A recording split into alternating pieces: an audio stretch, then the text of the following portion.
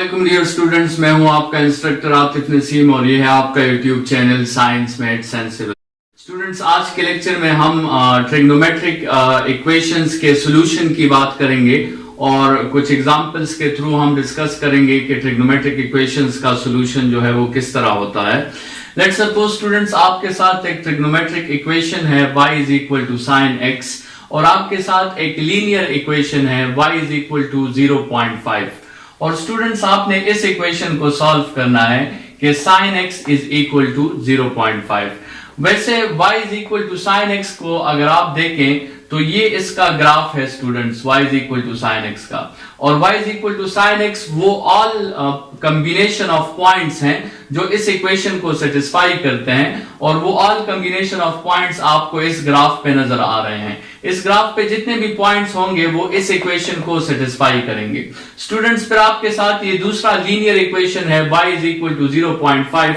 जैसे आपको पता है कि जिस इक्वेशन में x नहीं होता वो x एक्सिस के पैरेलल होता है, तो ये जो स्ट्रेट लाइन हॉरिजॉन्टल इक्वेशन आप देख रहे हैं ये y इज इक्वल टू 0.5 का है। इस लाइन पे जितने भी पॉइंट्स हैं उनकी y कोऑर्डिनेट जो है वो 0.5 की इक्वल है। उसका x कोऑर्डिनेट कुछ भी हो सकता है, लेकिन इस लाइन पे जितने भी पॉइंट्स हैं उनके y कोऑर्डिनेट्स जो हैं वो 0.5 की इक्वल है। स्टूडेंट्स, इन दोनों इक्वेशंस को अगर हम साइमल्टेनियसली सॉल्व करना चाहें तो हमारे साथ ये इक्वेशन आता है कि sin x is equal to 0.5। Students, sin x is equal to 0.5 का फिजिकली मतलब क्या होगा कि हम इन दोनों ग्राफ्स के इंटरसेक्शन पॉइंट्स फाइंड कर रहे हैं और इन दोनों ग्राफ्स के इंटरसेक्शन पॉइंट स्टूडेंट्स आप चेक कर लें, क्या आपके साथ एक इंटरसेक्शन पॉइंट आ रहा है या आपके साथ इनफाइनाइट इंटरसेक्शन पॉइंट्स आ रहे हैं। अगर स्टूडेंट्स हम जनरली इन दोनों ग्राफ्स को देखें तो ये तो लेफ्ट हैंड साइड और राइट हैंड साइड पे कंटिन्यूअसली जो है ये ग्राफ्स बन रहे हैं, तो आपके साथ जो है इस इक्वेशन का जो सॉल्यूशन होगा उसमें आपके साथ इनफाइनाइट पॉइंट्स आएंगे। तो पहली बात तो सॉल्यूशन ऑफ क्वाड्रेटिक इक्वेशंस में याद रखें कि सॉल्यूशन ऑफ क्वाड्रेटिक इक्वेशंस आपके साथ पार्टिकुलर नहीं होते। सॉल्यूशंस ऑफ क्वाड्रेटिक इक्वेशंस आपके साथ जनरल सॉल्यूशंस होते हैं और आपके साथ एक आंसर नहीं आता बल्कि आपके साथ मेनी आंसर्स जो हैं वो आ सकते हैं।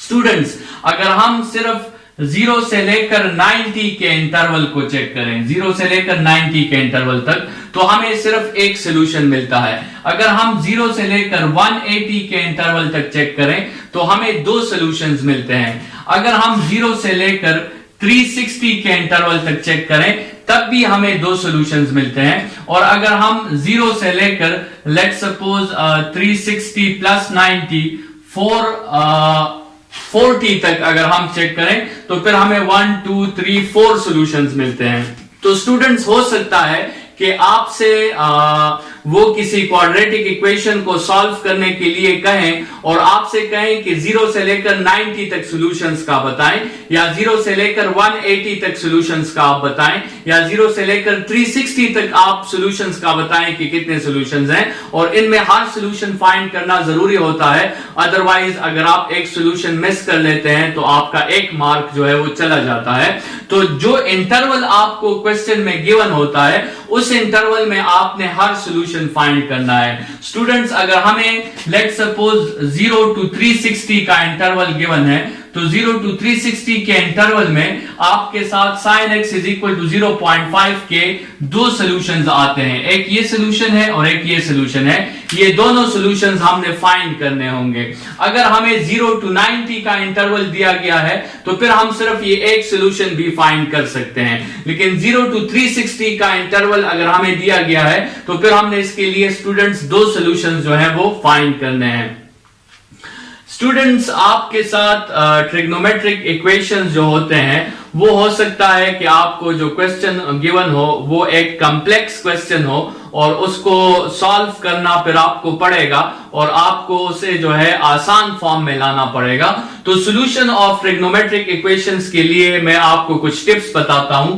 सबसे जनरली अगर बाज़ औक़ात आपके क्वेश्चंस आते हैं प्रूफ के कि show that right hand side is equal to left hand side, तो उस किस्म के क्वेश्चंस में आप इस तरह करें कि जो एक्सपेंडेड फॉर्म होता है उससे शुरू करके वो कंप्रेस फॉर्म आप ला सकते हैं आसानी से।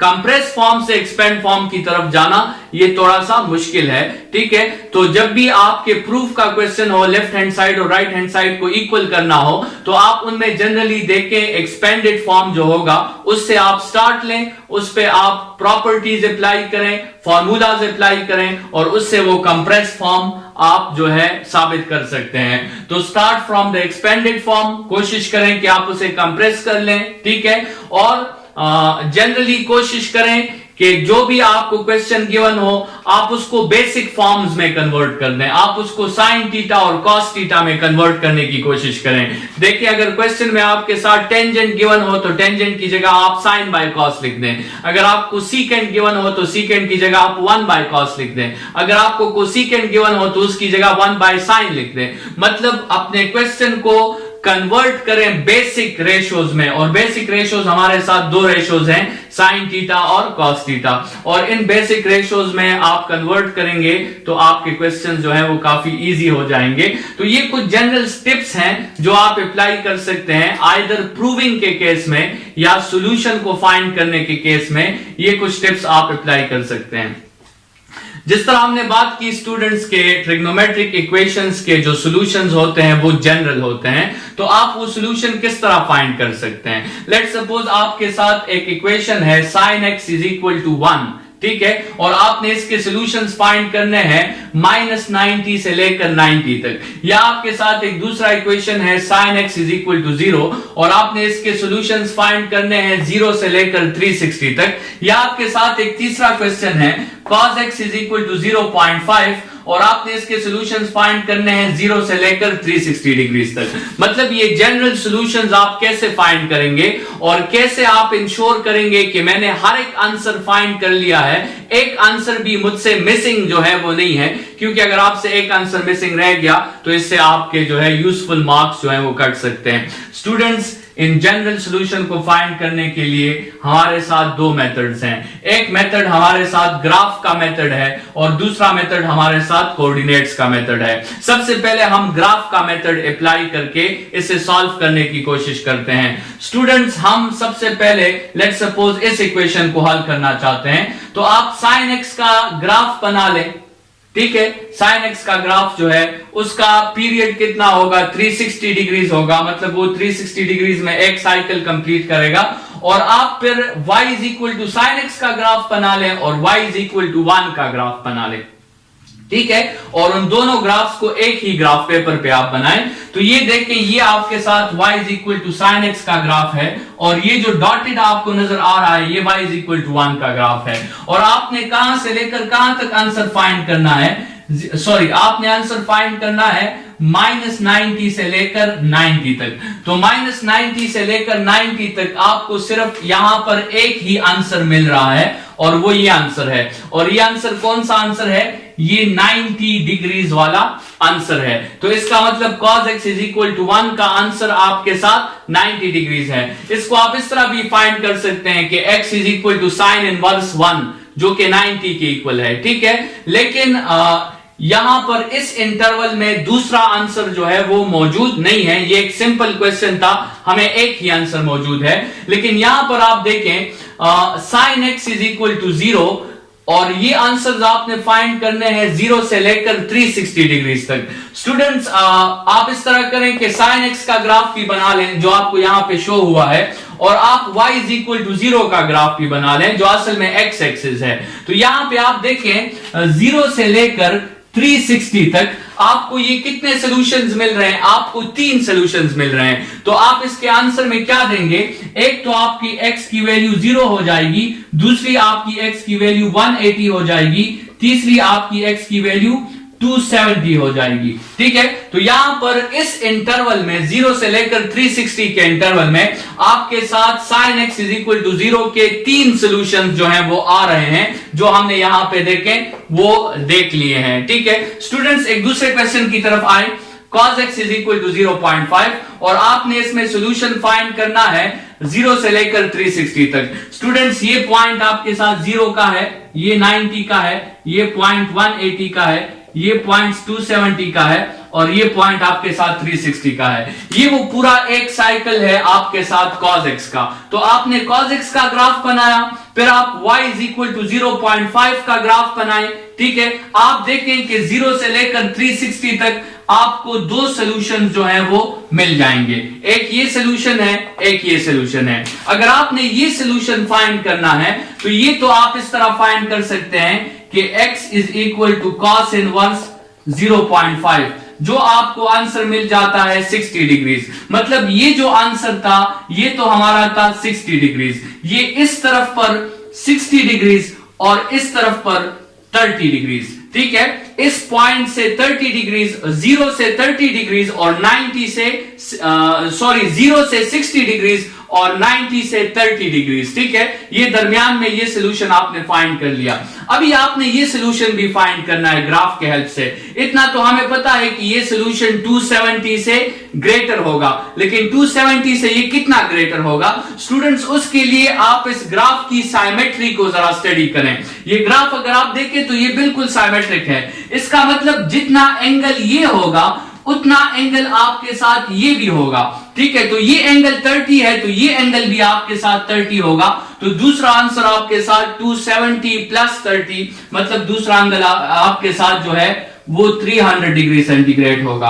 आप cos 60 फाइंड करें उससे भी आपको 0.5 आंसर मिलेगा, और अगर आप cos 300 फाइंड करें उससे भी आपको 0.5 आंसर मिलेगा। तो इस तरह हम ग्राफ्स के हेल्प से अपने लिए सारे जवाबात फाइंड कर सकते हैं उस इंटरवल में जो हमें गिवन हो। ये तो हमारे साथ पहला मेथड था जो हमने डिस्कस किया कि हम ग्राफ के मेथड से जनरल सॉल्यूशंस फाइंड कर सकते हैं अपने सारे इंटरवल में। दूसरा मेथड हमारे साथ है कोऑर्डिनेट सिस्टम को यूज करना। कोऑर्डिनेट सिस्टम के जरिए से भी हम अपने लिए आंसर्स फाइंड कर सकते हैं, लेकिन उससे पहले स्टूडेंट जरा कोऑर्डिनेट सिस्टम को समझने की कोशिश करते हैं। आपके साथ ये कोऑर्डिनेट सिस्टम है, ये फर्स्ट क्वाड्रेंट है, ये सेकंड क्वाड्रेंट है, ये थर्ड क्वाड्रेंट है और ये आपके साथ फोर्थ क्वाड्रेंट है। स्टूडेंट्स फर्स्ट क्वाड्रेंट में आपके साथ बेस भी पॉजिटिव होता है, परपेंडिकुलर भी पॉजिटिव होता है और हाइपोटेन्यूज भी पॉजिटिव होता है। इसका मतलब फर्स्ट क्वाड्रेंट में जितने भी 6 ट्रिग्नोमेट्रिक रेशियोज होंगे वो 6 ट्रिग्नोमेट्रिक रेशियो सारे के सारे पॉजिटिव होंगे। स्टूडेंट सेकंड क्वाड्रेंट में बेस नेगेटिव होता है, परपेंडिकुलर पॉजिटिव होता है, हाइपोटेन्यूज भी पॉजिटिव होता है। इसीलिए सेकंड क्वाड्रेंट में अगर आप देखें तो सिर्फ साइन थीटा और कोसेकेंट थीटा इस क्वाड्रेंट में पॉजिटिव होता है। थर्ड क्वाड्रेंट में आपके साथ सिर्फ टेंजेंट थीटा पॉजिटिव होता है और फोर्थ क्वाड्रेंट में आपके साथ सिर्फ कॉस थीटा पॉजिटिव होता है। स्टूडेंट्स फर्स्ट क्वाड्रेंट का रूल है कि एंगल थीटा आपने मेजर करना है। सेकंड क्वाड्रेंट का रूल है कि 180 माइनस थीटा आपने मेजर करना है। थर्ड क्वाड्रेंट का रूल है 180 प्लस थीटा आपने मेजर करना है और फोर्थ क्वाड्रेंट का रूल है कि आपने 360 माइनस थीटा जो है वो मेजर करना है। ये हर क्वाड्रेंट का रूल जो है आपने अपने साथ याद रखना है। Theta 180 minus theta, 180 plus theta और 360 माइनस थीटा। स्टूडेंट्स इस क्वाड्रेंट के तरीके से इस क्वेश्चन को सॉल्व करते हैं, ठीक है। आपके साथ cos x is equal to 0.5 और आपने 0 से लेकर 360 डिग्रीज तक आंसर फाइंड करना है। सबसे पहले तो आपके साथ ये cos x का रिजल्ट जो आया है ये आपके साथ पॉजिटिव रिजल्ट आया है। तो सबसे पहले ये रिजल्ट नेगेटिव भी आ सकता था, उसके लिए फिर आपने जो है उसके मुताबिक रूल्स अप्लाई करने हैं। लेकिन यहां पर हमारे साथ cos x का रिजल्ट क्या आया है, पॉजिटिव आया है। तो सबसे पहले तो हम देख लेंगे कि हमारे साथ इन क्वाड्रेंट्स में cos थीटा कहां पे पॉजिटिव है। Students cos theta first quadrant में पॉजिटिव है और cos थीटा लास्ट क्वाड्रेंट में पॉजिटिव है, फर्स्ट और लास्ट में, ठीक है। तो फर्स्ट के लिए आप एंगल फाइंड करोगे और लास्ट के लिए आप 360 माइनस एंगल फाइंड करोगे। तो स्टूडेंट्स फर्स्ट के लिए तो एंगल हमने फाइंड कर ली है, वो आपके साथ 60 डिग्रीज है और जो लास्ट के लिए था वो आप क्या करोगे, आप 360 से 60 माइनस कर लोगे। तो 360 से 60 आप माइनस कर लें तो आपके साथ 300 आंसर आता है। स्टूडेंट्स इसी तरह जो है आप मुख्तलिफ क्वेश्चन इस पे कर सकते हैं। आप ग्राफ का रूल भी अप्लाई कर सकते हैं। ग्राफ का रूल में आपने जो है दोनों साइड्स का ग्राफ बनाना है। जैसे ये एक इक्वेशन है तो इसका cos x का भी आपने ग्राफ बना दिया और 0.5 का भी ग्राफ बना दिया, और फिर साइमेट्री के हेल्प से जहां जहां पे इंटरसेक्शन हो रही है आप उसके आंसर जो है वो फाइंड कर सकते हैं। और आप जनरल सॉल्यूशन के लिए ये क्वाड्रेंट्स का मेथड भी अप्लाई कर सकते हैं। आपके साथ लेट सपोज अगर क्वेश्चन आता है कि साइन थीटा इज माइनस 0.3, तो आपके साथ साइन थीटा नेगेटिव है, तो साइन थीटा किस किस क्वाड्रेंट में नेगेटिव होता है? Student, sine theta third quadrant में और फोर्थ क्वाड्रेंट में नेगेटिव होता है। तो आपने फिर उसी के मुताबिक थीटा फाइंड करके ये स्टेटमेंट्स आपने अप्लाई करने हैं, 180 प्लस थीटा और 360 माइनस थीटा। स्टूडेंट्स, ये जो आपके साथ क्वाड्रेंट का मेथड है ये फिजिक्स में भी बहुत इंपॉर्टेंट है, और फिजिक्स में addition of vectors with the help of rectangular components जो टॉपिक है उसमें हम जो रिजल्टेंट का एंगल फाइंड करते हैं वो इन्हीं फॉर्मूलाज के मुताबिक हम फाइंड करते हैं। लेकिन फिलहाल जो है आप general solution of trigonometric ratios के लिए पहला सॉल्यूशन तो आपको उसी इनवर्स से मिल जाएगा। मतलब आपने साइन का इनवर्स ले लिया, आपको पहला आंसर तो मिल गया, लेकिन जो बाकी आंसर्स आपने फाइंड करने हैं जिसको अगर आप ना मेंशन करें तो हो सकता है आपके मार्क्स कैंसिल हो जाएं, उन बाकी आंसर्स के लिए या आप ग्राफ का हेल्प लें या फिर आप कोऑर्डिनेट्स का हेल्प लें। इस लेक्चर के साथ जो है तकरीबन हमारा ये चैप्टर जो कि ट्रिग्नोमेट्री था ये खत्म हो गया है। नेक्स्ट लेक्चर में शायद फिर हम किसी दूसरे चैप्टर को स्टार्ट करें। लेकिन स्टूडेंट्स, यहां पर जो आप टिप्स मैंने लिखे हैं सिंप्लीफिकेशन के लिए, आप इस एक्सपेंडेड फॉर्म को किस तरह कंप्रेस करोगे, इसमें जितने भी हमने फॉर्मूलाज डिस्कस किए हैं, चाहे वो फंडामेंटल आइडेंटिटीज हों, चाहे फंडामेंटल लॉज हों, और चाहे वो कंप्लीमेंट्री रेशियोज हों, वो सारे फॉर्मूलाज आप यहां पे यूज करके आप अपने एक्सपेंडेड फॉर्म को कंप्रेस कर सकते हैं। इस लेक्चर के लिए इतना ही। नेक्स्ट लेक्चर में दोबारा मिलते हैं। Thank you students.